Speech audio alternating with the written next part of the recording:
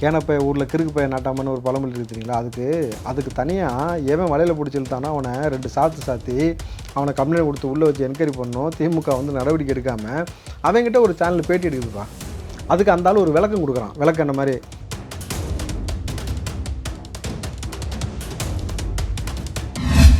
அந்த தாயாருக்கு மேல் சிகிச்சை கொடுப்பதற்காக ப்ரைவேட் ஹாஸ்பிட்டலில் கூட்டு போகிறாங்க.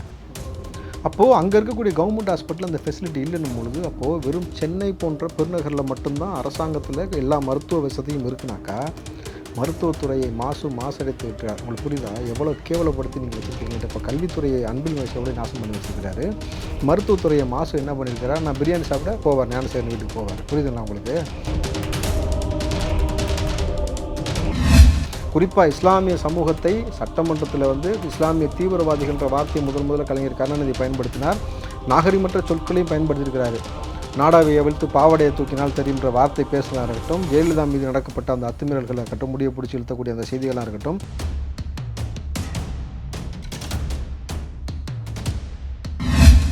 மீண்டும் 200 தொகுதியில் ஜெயிப்பாங்களா? எப்படி அதில் லாஜிக் பார்த்தீங்களா? இவங்களை எங்கே சுற்றினா அந்த 200 தான் வந்து நிற்கிது. பெறப்பட்ட தொகை 200 அவங்க கொடுக்க வேண்டியது, 200 பெறுவோம் அவதூறை பரப்புவோம் குரூப் சுற்றுறாங்களே, அதே போல் இவங்க அதுலேயும் 200 தான் சூஸ் பண்ணுறாங்க. கிட்டத்தட்ட திமுக ரொம்ப ராசியான நம்பர் போலுக்கு 200. ஆனால் இந்த முறை வந்து 200 இதோட இறுதி 100ன்றது உங்களுக்கு தெரியும். இப்படி ஒரு அழகான வேட்பாளரை நீங்கள் மிஸ் பண்ணிடாதீங்க. சொன்னது உதயநிதி.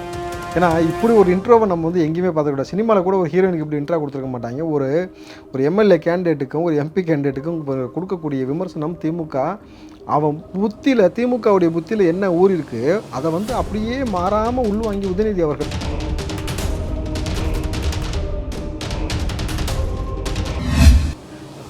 அதுதான் அனைத்து பள்ளி பேரண்ட்ஸ் டீச்சர்ஸ் அசோசியேஷன். அந்த டீச்சருக்கு வர டீயை காணோம். புரியுதுங்களா? அது டீச்சர் பொம்பளை டீச்சர் நினச்சிட்டாங்க போல, அதை மட்டும் தூக்கிட்டு போயிட்டாங்க. கரெக்டுங்களா? எங்கே டீ எங்கே போச்சு?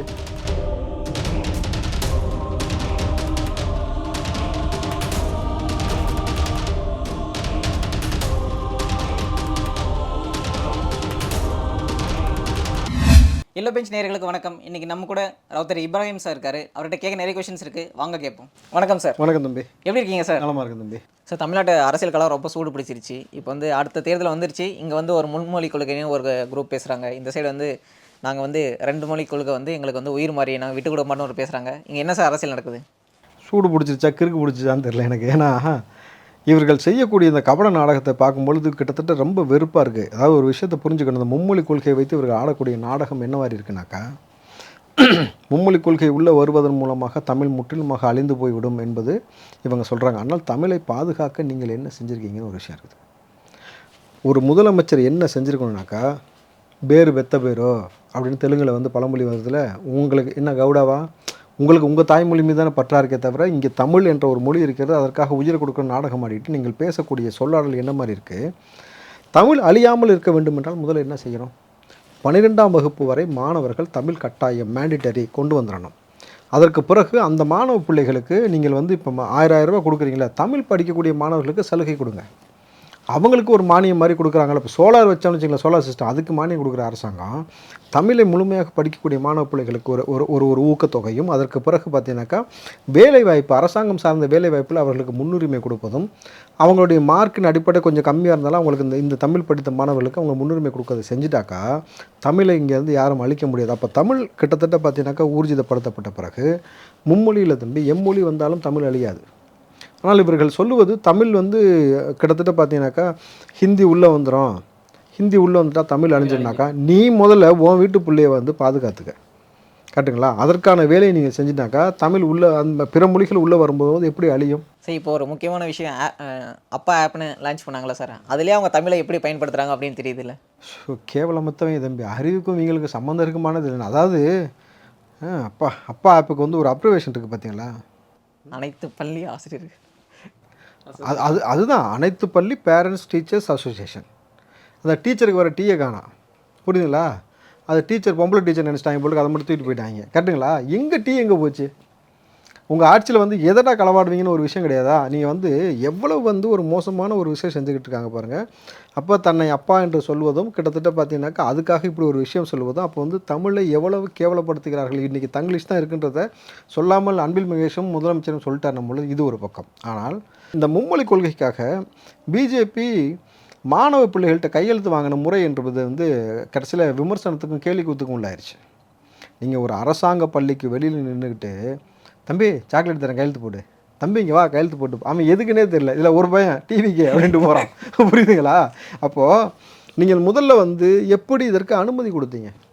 அரசாங்கம் பள்ளிக்கு வெளியில் நின்று இப்படி மாணவ பிள்ளைகளை கூப்பிட்டு நீங்கள் இதை என்ன செய்யணுனாக்கா கையெழுத்து வாங்குவதன் மூலமாக இங்கே சில விஷயம் மாறிடும்னாக்கா மாறாது. ஏன்னா நீட்டுக்கு இதே போல் உதயநிதி கையெழுத்து வாங்கினாப்புல. கையெழுத்து வாங்கி அதுக்கான ஒரு ஸ்டெப்ஸ் எடுத்தால் தானே அடுத்த ஸ்டெப்பு போவோம். கையெழுத்து வாங்கினா கொடுத்தாங்கன்னா நானும் பார்த்துட்டு போகிறேன் அப்படின்ற மாதிரி அந்த மாதிரி போகிறதுன்றது எடுபடாதுல்ல. நீங்கள் உங்கள் கையில் அதிகாரம் இருக்கிறது. நீங்கள் என்ன செய்யணும்னாக்கா மும்மொழி கொள்கை உங்களுக்கு உள்ள தமிழ்நாட்டுக்குள்ளே கொண்டு வரும் நினைக்கக்கூடிய பிஜேபியோ அண்ணாமலையோ நீங்கள் என்ன செய்ய வேண்டும் என்றால் பிரதமரிடம் சொல்லி அந்தந்த ஸ்டேட்டில் அந்தந்த தாய்மொழியை 12ஆம் வரைக்கும் படிக்கணும்னு சொல்லி ஒரு அரசாணை வெளியிடுங்கன்றேன்.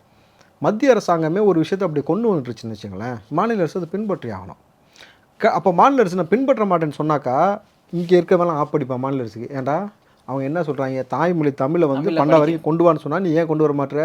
அப்போ நீ ப்ரைவேட் ஸ்கூல் வச்சுருக்கனாலையான அந்த கேள்வி ஈஸியாக வந்துடும். அப்போது அண்ணாமலை அவர்கள் அந்த ஸ்ட்ராட்டஜியை கையாளணுமே தவிர ஸ்கூல் பசங்களை பிடிச்சி இழுத்து வச்சு கையெழுத்து போட்டு சொல்லி. ஒரு முக்கியமான கொஸ்டின் கேட்குறாங்க. இங்கே வந்து சென்ட்ரல் கவர்மெண்ட்டோட இப்போ வித்யோதயா ஸ்கூல்ஸ்லாம் இருக்குது, அங்கே தமிழ் இல்லைன்னு இவங்க கரெக்டான கொஸ்டின் கேட்குறாங்கல்ல, இதுக்கு அவரால் பதில் சொல்ல முடியல. இனிமேல் தான் டீச்சர்ஸ் போட போகிறோம் அப்படின்னு இப்போ தான் ரெக்ரூட்மெண்ட் போட்டுருக்கு. தம்பி ஒழுங்காக இருக்கக்கூடிய ஸ்கூல்ஸை அரசாங்க பள்ளிகளை வந்து ஒழுங்காக சரி செய்வதற்கு துப்பில்லாத ஒரு அரசாங்கம் வந்து நீங்கள் இப்படி தமிழை வைத்து நாடகம் ஆடக்கூடிய இந்த விஷயத்தை விட்டுருங்க. ரெண்டாவது தமிழுக்காக உயிரை கொடுப்போன்ற உயிர் யாருக்கு பிரயோஜனப்படும்? சரி, நேற்று வந்து உறுதிமொழி எடுத்துகிட்டு இருந்தாங்க.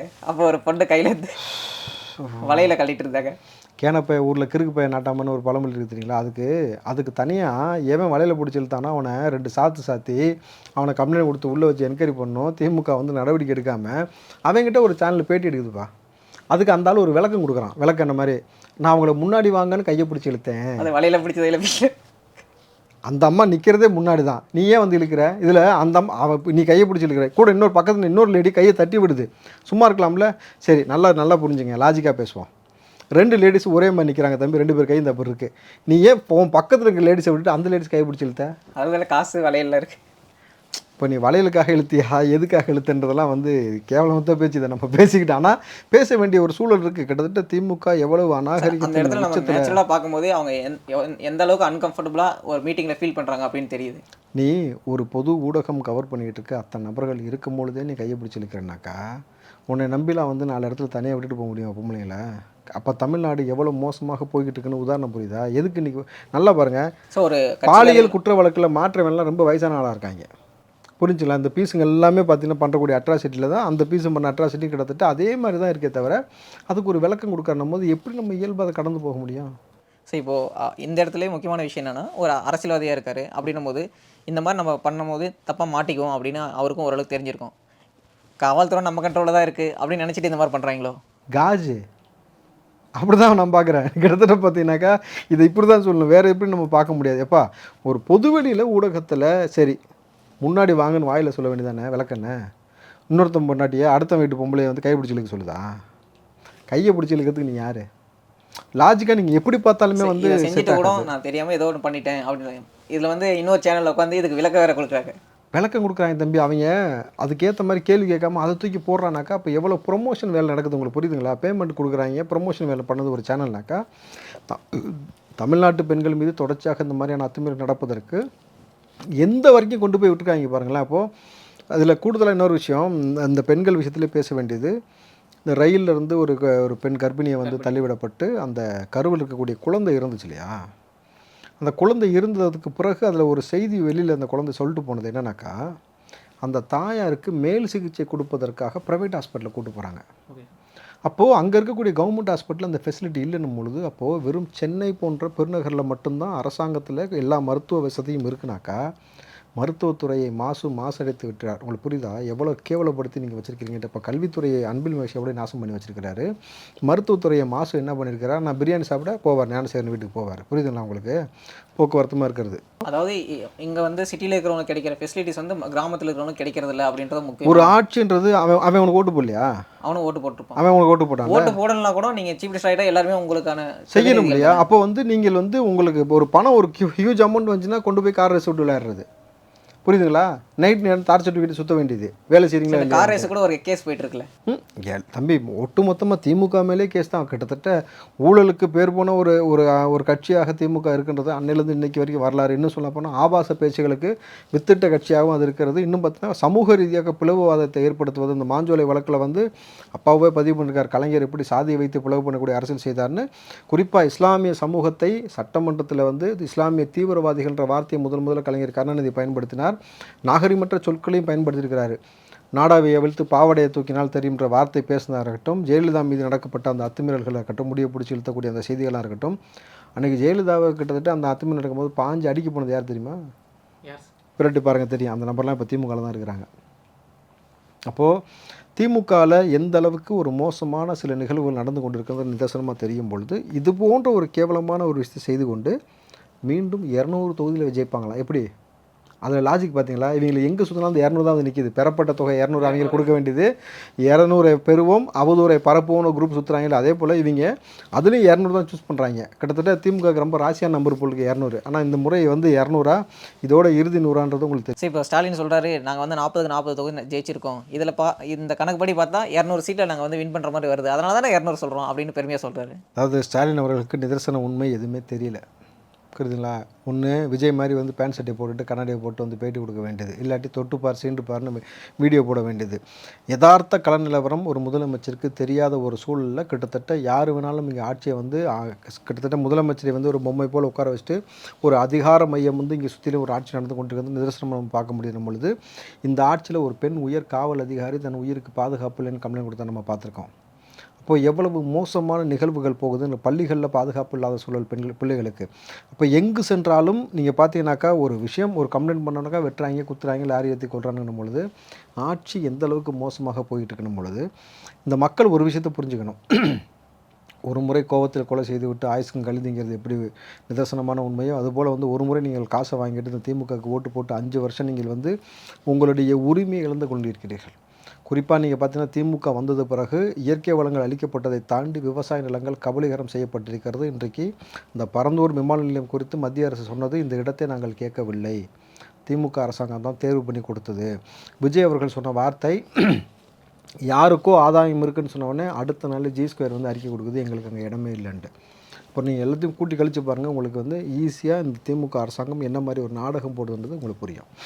சரி, இப்போது அந்த விஷயத்தில் பார்க்கும்போது இப்போ வந்து G2 சொல்கிறாங்கன்னா என்னை தான் அடிக்கிறான் அப்படின்னு அவங்களுக்கு தெரிஞ்சிருக்குல்ல? இல்லை, கிட்டத்தட்ட எல்லாருக்குமே வந்து நிதர்சனமான உண்மை தெரியும் தம்பி, என்னென்ன மாதிரியான விஷயங்கள் செஞ்சு கொடுத்துருக்காங்க. இவர் என்ன நினச்சிட்டு இருக்காங்கன்னா 1960 போல் வந்து நீங்கள் அன்னைக்கு இருக்கக்கூடிய காலகட்டத்தில் ஒரு செய்தியை மறைக்கிறதுக்காக ஒரு மாவட்டம் முழுக்க வரக்கூடிய நியூஸ் பேப்பரை வாங்கி எரிச்சிருக்காங்க. அந்த மாதிரி நினச்சிட்டு இருக்காங்க. இப்போ வந்து என்ன மாதிரியான டெக்னாலஜி போயிட்டுருக்கு, இன்றைக்கி ஏஐ இருக்குது. புரிஞ்சுச்சுன்னா உங்களுக்கு?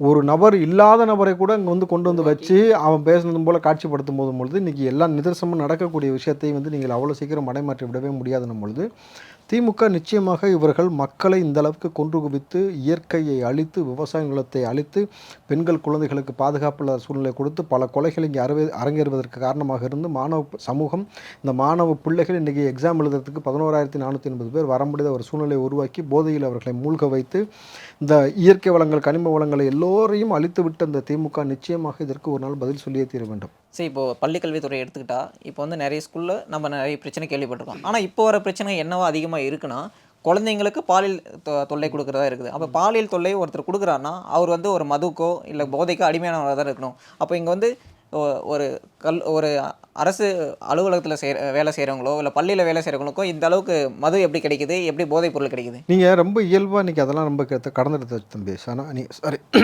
இதெல்லாம் ரொம்ப இயல்பாக வந்து மக்களுக்கு கிடைக்கிறத தாண்டி ஒரு விஷயம் நீங்கள் புரிஞ்சுக்கணும். திரும்ப திரும்ப நான் அதை தான் நான் கேட்குறேன். குழந்தைகளை தொடக்கூடிய நபர், பெண்களை தொடக்கூடிய நபர், எல்லா இடத்திலும் பெண்கள் மீது அத்துமீறல் செய்யக்கூடிய நபர்கள் எப்படி ஒரு எம்எல்ஏ, எம்பி, ஒரு அமைச்சர் பெருமக்களோ அல்லது உயர் காவல்துறை அதிகாரி வீட்டில் இருக்கக்கூடிய பெண்களையோ தொடுவது இல்லை? எவ்வளோ போதையில் இருந்தாலும் அவங்க யாருன்னு எப்படி உனக்கு தெரியுது? அப்போது பயம் இருக்குது.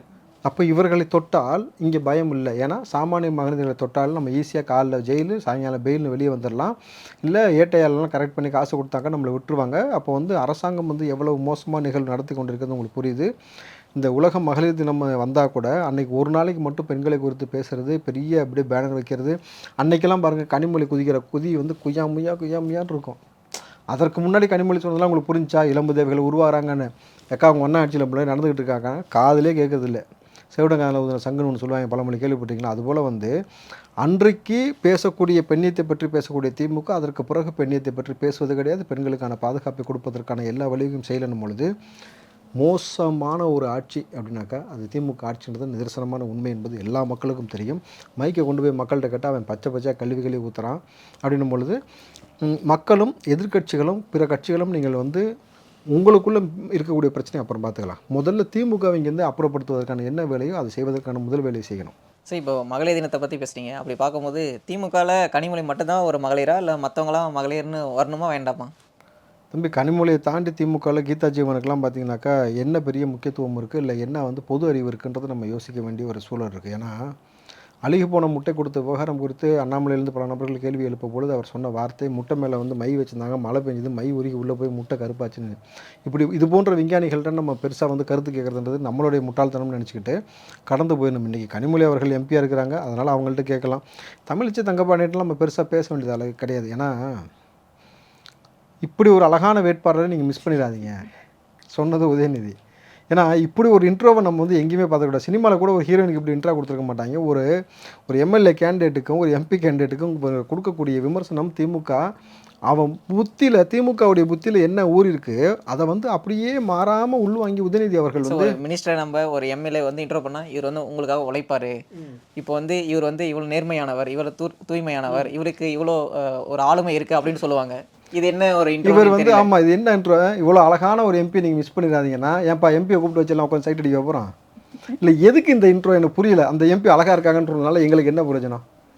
இல்லை அசிங்கமாக இருந்தால் எங்களுக்கு என்ன பிரயோஜனம்? இப்போ அதாவது நல்ல பிரச்சனை பேசுகிறவங்க தானே எம்பியாக இருக்கணும், அழகாக என்ன பிரயோஜனம்? அப்போ நீங்கள் ரசிச்சுக்கிட்டு இருந்தீங்கன்னா நீங்கள் ரசிச்சுட்டு போங்க. அதையும் பொது வெளியில் வந்து சொல்லணும்னு ஒரு விஷயம் இருக்குல்ல. இப்போ இந்த மாதிரியான தற்குறித்தனமான பேச்சுக்கள் எல்லாத்துக்கும் ஒரு முற்றுப்புள்ளி வைக்கணும்னா இந்த ஆட்சி முதல்ல இங்கேருந்து அப்புறப்படுத்தப்பட்டால் மட்டும்தான் சாத்தியப்படும். சார், அடுத்ததாக பார்க்கும்போது அடுத்த தேர்தலுக்கான பேச்சில் வந்து டீலிமிட்டேஷனும் மும்மொழி கொள்கையும் பேசுகிறாங்க. இது வந்து அவங்களுக்கு பயன் தராதா?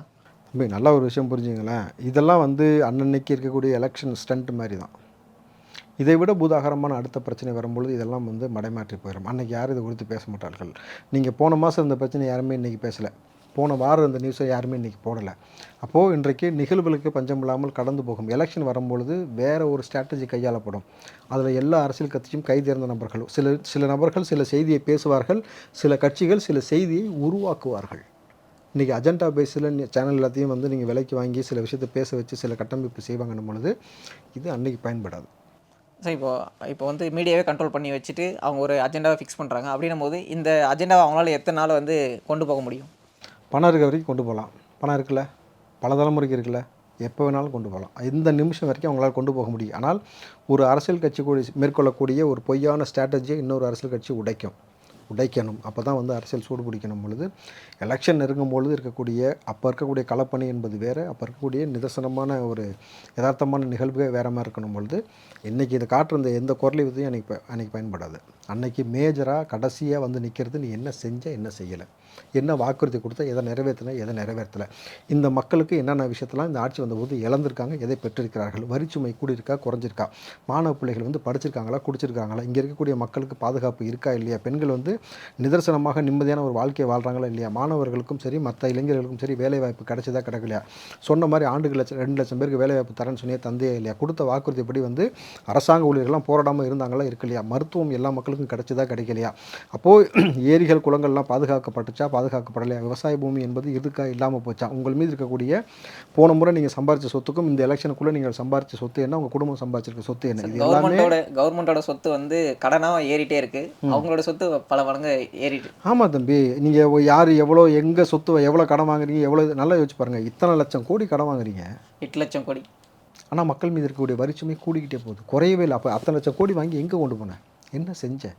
இப்போ இதெல்லாம் தான் எலெக்ஷனில் மேஜராக ரோல் ப்ளே பண்ணும் பொழுது நிதர்சனமாக சொல்கிறேன், இது எல்லாத்தையும் எடுத்து வச்சு பேசும்பொழுது திமுகவுக்கு அடி கன்ஃபார்ம். சரி, இப்போ வந்து வரியை ஏற்றிருக்காங்க அப்படின்னும் போது அதில் மிகப்பெரிய இன்கம் வந்திருக்கும். அப்படி இன்கம் வந்தும் இவங்க வந்து கடன் அதிகமாக வாங்குறாங்கன்னா அவங்களுடைய ஆளுமையை நம்ம எப்படி பார்க்குறது? அது ஆளுமே கிடையாது தம்பி, அதான் புரியுது இல்லையா? அவங்களுக்கான வருவாய் வந்து பெருக்கி கொண்டிருக்கிறார்கள். அதான் சொன்னல, எலெக்ஷன் டைம் வரும்பொழுது ஒவ்வொருத்தர் பினாமி பேர்லேயும் சரி, அவங்க குடும்பத்தின் பேர்லேயும் நீங்கள் எங்கே சொத்து பதுக்கி வச்சிருந்தாலும் என்டராக எடுத்துடலாம்.